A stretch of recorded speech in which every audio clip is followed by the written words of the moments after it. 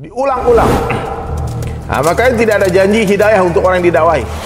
Tidak ada janji hidayah untuk orang yang didakwahi, tapi ada janji hidayah untuk orang yang berdakwah. Walladzina jahadu fina lanahdiyannahum subulana.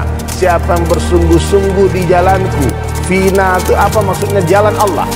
Apa jalan Allah? Qul hadhihi sabili ad'u ila Allah, dakwah. Kita sering berdoa, ihdinas siratal mustaqim, ya Allah tunjukilah aku jalan yang lurus. Bolak-balik kita berdoa, tapi kita tak tahu Allah telah kabulkan doa kita kalau kita membaca ayat surat di surah Yusuf itu. Ini jalannya dijawab sama Allah. Apa jalannya? Jalannya para nabi, siddiqin, syuhada, sholihin. Dakwah jalannya adalah dakwah. Nah, maka hadirin sekalian, setiap umat Islam harus memahami perkara ini. Faham, yufaqihu fid din.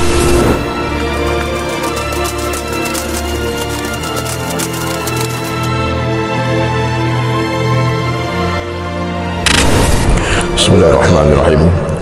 Assalamualaikum warahmatullahi wabarakatuh.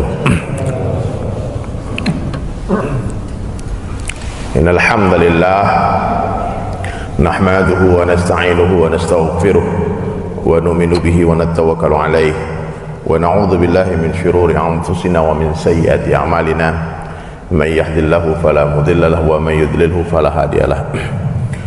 Asyhadu an la ilaha illallah wahdahu la syarika lah wa asyhadu anna Muhammadan abduhu wa rasuluhu la nabiyya ba'da.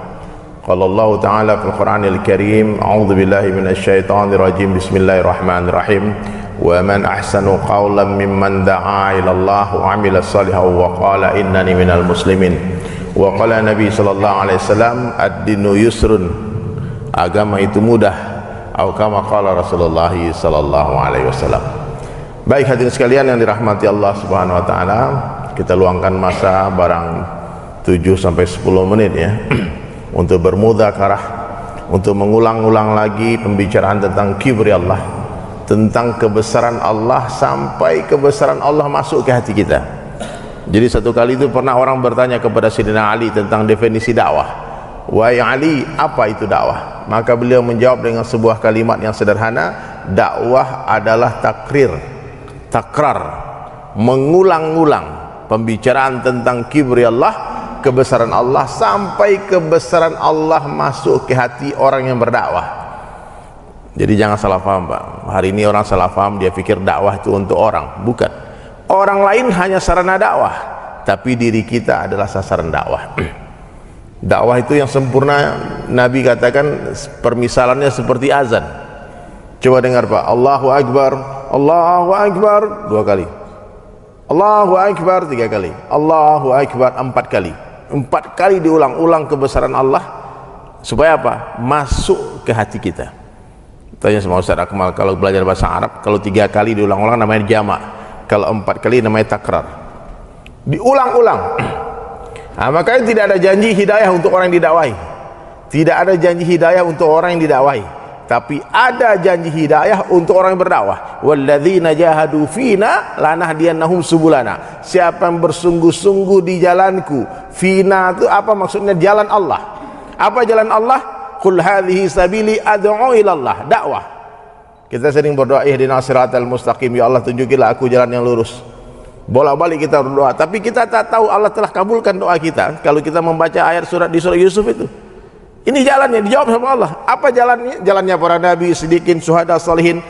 Dakwah jalannya adalah dakwah. Nah, maka hadirin sekalian, setiap umat Islam harus memahami perkara ini. Faham, yufaqihu fid din. Pak, mohon maaf Pak, banyak orang tak paham dakwah itu apa Pak. Orang pikir dakwah itu ceramah. Bukan Pak, dakwah itu mengajak orang. Dakwah itu bukan, tidak mesti dengan kata-kata Pak. Buktinya ada orang bisu bisa berdakwah, dia nggak bicara. Mohon maaf, pakaian kita ini bisa berdakwah, bisa. Mobil kita bisa berdakwah, karya kita bisa berdakwah, artis-artis film juga bisa berdakwah, lagu-lagunya bisa berdakwah. Apa saja selama mengajak orang kepada Allah itu dakwah. Bukan mengajak kepada diri kita Pak, bukan mengajak kepada kelompok kita, kepada partai kita, tapi mengajak hanya kepada Allah. Dan inilah pekerjaan yang paling dahsyat, yang paling bergengsi dalam pandangan Allah. Sampai Allah tantang, wa man ahsanu qawlan mimman da'a ila Allah. Siapakah yang kaulannya, maknanya dinan, Qaulan itu bisa perkataan, bisa perbuatan, bisa tulisan. Bisa Pak. Jadi antum nggak bisa ngomong Pak, nulis status lagi main Facebook. Hai guys, ucapin la ilaha illallah. Hai guys, ucapin subhanallah. Kalau 5.000 teman, 5.000 orang ucapin loh. Ketemu siapa saja, katakan kepada mereka, Allah lah Rabb kita satu-satunya, the one and only. Tidak ada Tuhan selain Allah, tidak ada yang pantas ditakuti selain Allah, tidak pantas diminta selain Allah, apalagi berharap. Mohon maaf Pak, hari ini orang banyak takut sama makhluk Pak. Banyak takut sama orang ini, pejabat, takut sama macam-macam. Bahkan sekelas pemerintah pun takut kepada pengusaha-pengusaha Pak yang telah menginvestasikan uangnya untuk menjadikan dia pemerintah, oligarki. Hari ini takut Pak. Kau sudah kau angkat jadi pejabat, jangan kau nggak kasih proyek ke kami, kuturunkan kalian lagi. Gitu Pak. Ini harus merdeka Pak. Setiap orang beriman tidak boleh takut kepada apapun, kepada siapapun, kecuali kepada Allah saja. Kalau itu benar, sampaikan meskipun pedang di leher kita. Itu yang benar Pak, tapi ngomongnya mudah Pak. Pas kali digertak sedikit berhenti langsung Pak. Digertak sedikit awas kau. Enggak jadi. Ya udah. Hari ini begitu Pak. Mana ada pejuang-pejuang, tak ada lagi. Kebatilan di depan mata nampak, tak ada yang berani menyampaikan kebenaran Pak. Takut masuk penjara, takut diracun, takut dibunuh, takut ditembak, takut dicemarkan nama baiknya. Hari ini zaman bahaya Pak. Kemarin saya lihat di TV One ada aplikasi coach namanya sekarang Defect. Itu wajah sama suara orang bisa dirubah Pak. Jadi bukan kita yang ngomong, itu dibikin video seakan-akan kita yang ngomong, persis gerak mulutnya, gerak bibirnya Pak. Dulu kan cuma edit foto, Photoshop kan. Sekarang video Pak. Gimana pejuang-pejuang nggak ketakutan hari ini Pak, difitnah. Maka hari ini hadirin mulia, masukkan kebesaran Allah ke dalam hati dengan cara apa? Mengulang-ulang pembicaraan tentang kebesaran Allah berkali-kali. Guru saya memberi nasihat, Der, kamu dakwah 25 majelis setiap hari. Tapi ini baru sekedar nasihat, ngamalinnya kadang-kadang berat Pak. 25 orang saya kumpulin, bukan 25 orang, 25 kali minimal setiap hari. Bahkan waktu saya pergi belajar di Hindustan sana, di Bangladesh, di India, saya pernah belajar dakwah di sana berbulan-bulan, berkali-kali Pak. Itu guru saya mengatakan, kamu jangan makan, jangan tidur malam sebelum selesaikan 25 majelis dakwah. Terus saya bilang, sudah nggak ada orang malam ini, udah jam 9 malam, orang udah tidur. Apa yang kamu lihat? Nggak ada, paling ada kambing, ada sapi. Dakwah sama kambing, dakwah sama sapi. Ada pohon, dakwah sama pohon. Katakan, hai pohon, Allah yang tumbuhkan kamu. Hai sapi, yang memberi susu bukan kamu tapi Allah. Dulu Nabi Adam alaihissalam Pak berjalan Pak dari Sri Lanka, itu dulu kan menyatu tuh, diturunkan Hindustan, daratan Hindustan, berjalan kaki sampai ke Mekah sana, sampai ke Jeddah sana, ke Jabal Rahmah. Selama perjalanan ulama menjelaskan dia berdakwah, tidak ada manusia. Ditemani oleh Jibril alaihissalam, dia berdakwah kepada binatang-binatang yang ada. Diajarkan ini makhluknya Allah, namanya ini, namanya itu, nama ini, nama itu. Hari ini hadirin mulia, kita jumpa orang di kantor, di jalan, di bis kota, di angkot, berjam-jam kita duduk Pak, tak sepatah kata pun kita bisikkan di telinganya, Allah kuasa, makhluk tak kuasa. Tak pernah kita ingatkan yang memberi kamu mata itu Allah. Tetangga kita banyak orang kaya, tak pernah kita ketuk pintu rumahnya, katakan, Pak, harta Bapak Allah yang punya.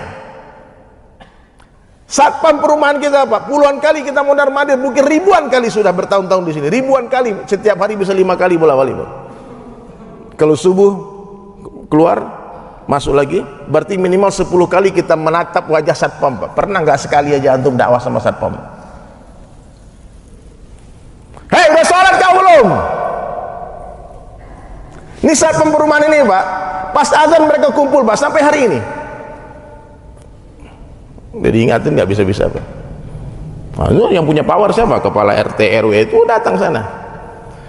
Habis selesai, kalau sholat isya baru kalian kumpul. Ini tanggung jawab kita Pak, tanggung jawab orang masjid, tanggung jawab kita semua. Maka hari ini kalau ada satu orang yang tak masuk ke dalam masjid, yang zalim bukan Allah, yang zalim orang yang di dalam masjid, yang tak punya fikir mengajak mereka masuk ke dalam masjid. Ini paham Pak? Makanya Nabi Yunus alaihissalam ketika dimakan ikan, dia istighfar. Apa dosa Nabi Yunus? Meninggalkan dakwah. Dia meninggalkan kampungnya untuk pergi ke seberang lautan.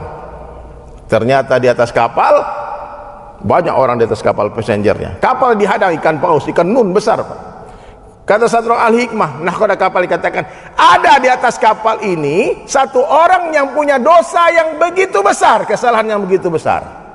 Ikan itu minta orang itu untuk dijadikan tumbal. Di atas kapal ada pencuri, ada pezina, ada pemabuk, ada penjudi, ada semua orang, ada pembunuh, orang-orang yang berbuat dosa, pelaku maksiat, preman-preman banyak. Dan Nabi Yunus ada di sana. Satu kapal tahu ini nabi, ini orang baik. Tak mungkin ikan itu meminta Nabi Yunus, karena dulu yang wajib dakwah itu cuma nabi, Pak. Kalau bukan nabi nggak boleh, malah bahkan nggak boleh berdakwah.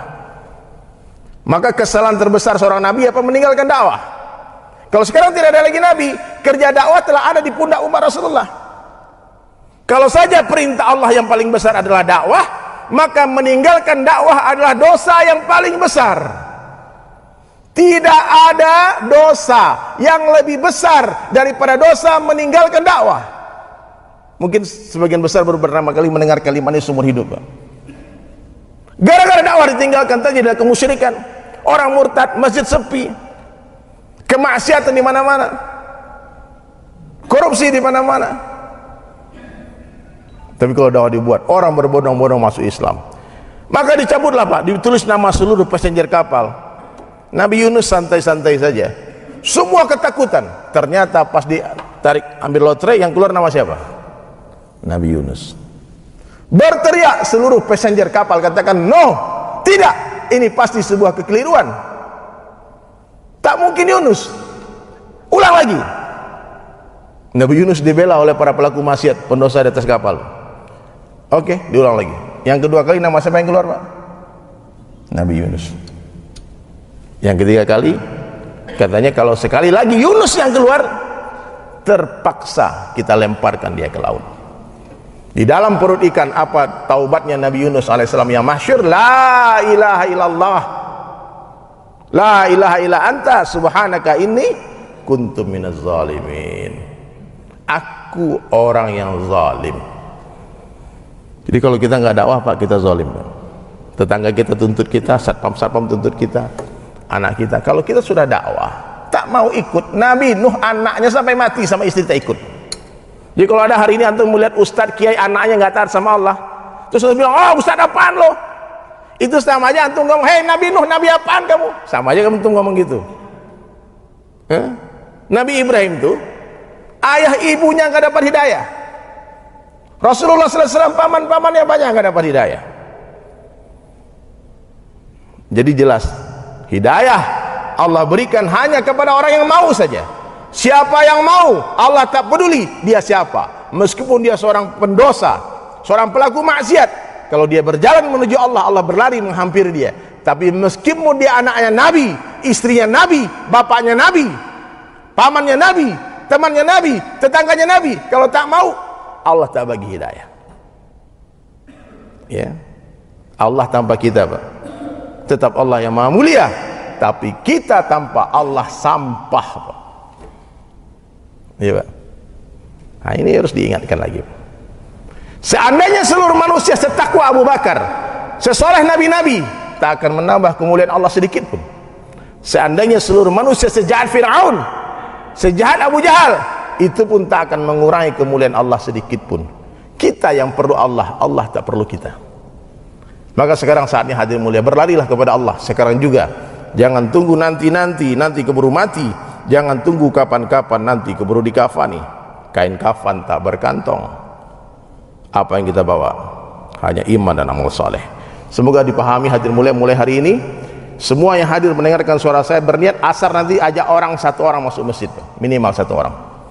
Kalau ada 10 orang, 50 orang, maka nanti asar ada 100 orang sholat. Kareng baik? Insyaallah. Semoga Allah beri kita paham. Assalamualaikum warahmatullahi wabarakatuh.